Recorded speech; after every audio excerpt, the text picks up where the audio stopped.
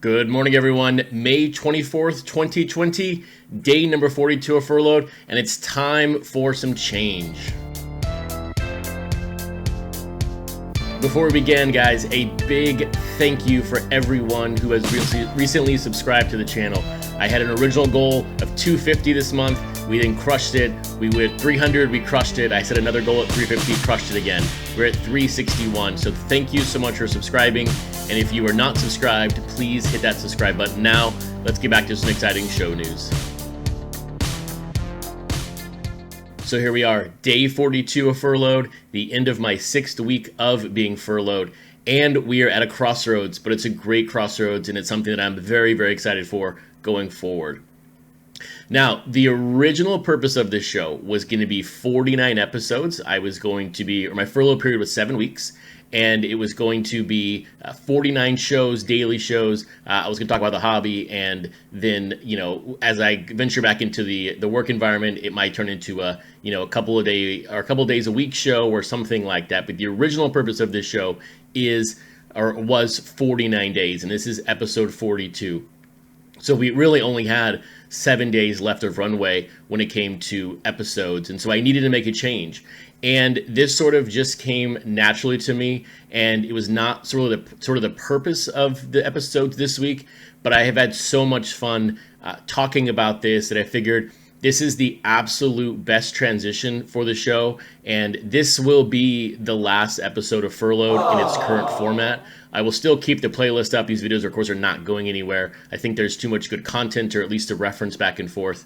But starting tomorrow, it's now going to be called the Project 2020 Show. I just think I'm having way too much fun talking about this, talking about the print runs, talking about the artist. There's so much to talk about in this project that it's just, to me, a natural transition to take this from Furloughed to now the Project 2020 Show.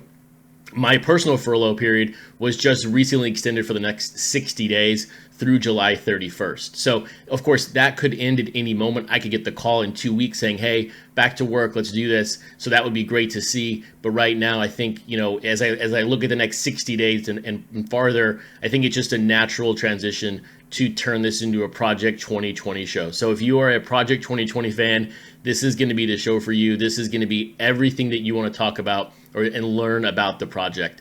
As of this morning, in a couple of hours, there's going to be the announcement of the Mike Trout and the Ben Baller Doc Gooden. We still have 79% of the print run left to go. There's so much time and there's so much great content. I can't wait to talk about Project 20. Now, let's talk about the show details. Let's talk about where I think it's going to go, and then we'll talk about the cards that got released yesterday.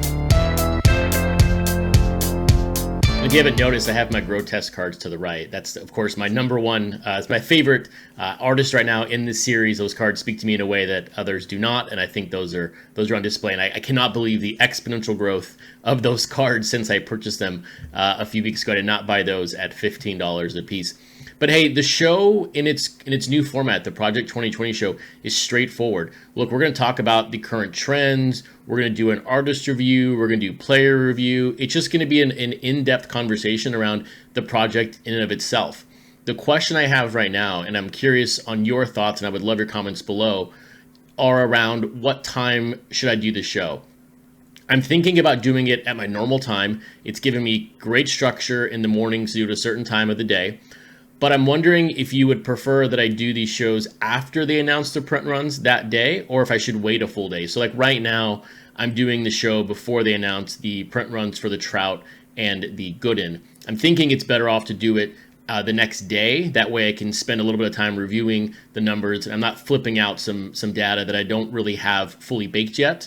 But I'd be curious if you prefer a show in the moment, or if you'd prefer a show after the fact, maybe a little more depth as there's more review time. So let me know in the comments below.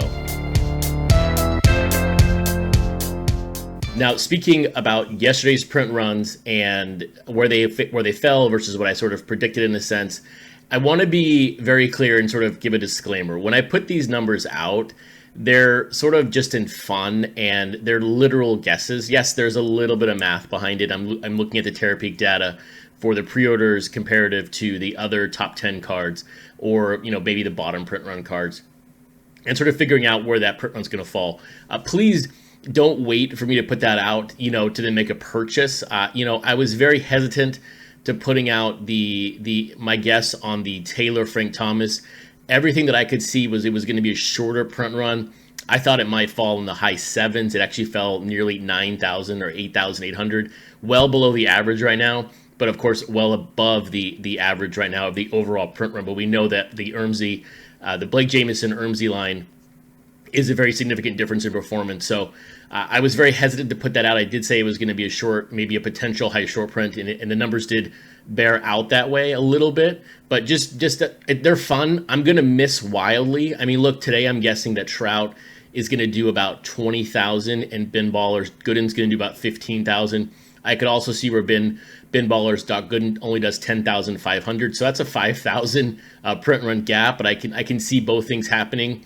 But I think in the best case, they're both going to end up in the top 10. But again, these are in fun, so take what I put out with a grain of salt. I am by no means an expert. I have zero access to the top servers as far as what they're doing. I'm just figuring this out with very simple math. So have fun with it. It'll be great to see how close or how wrong I am with the Ben Baller and the Rochester Trout. So we will see.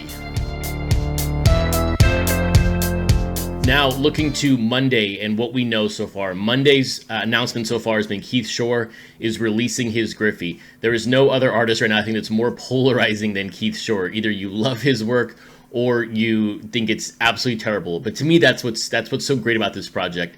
This is so much more about the artist and the individual person's interpretation of the card, and us as a buyer, how we interpret the artist, versus a standard release of a baseball card with different color borders and they're serialized. So this is why, to me, this is so great.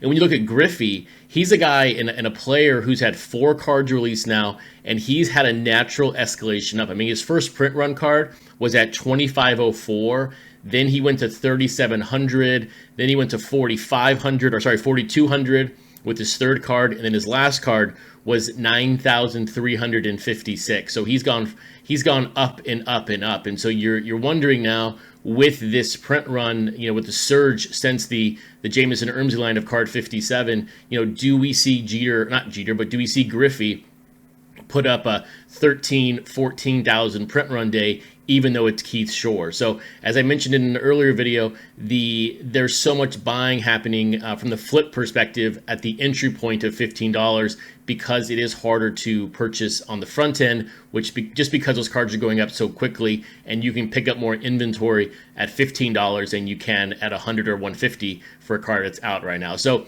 I'm looking forward to see what happens with this Griffey, because Keith Shore, as I said, is polarizing in the community right now. And a big fan. So there we have it. There is the transition show from Furloughed to the new Project 2020 show.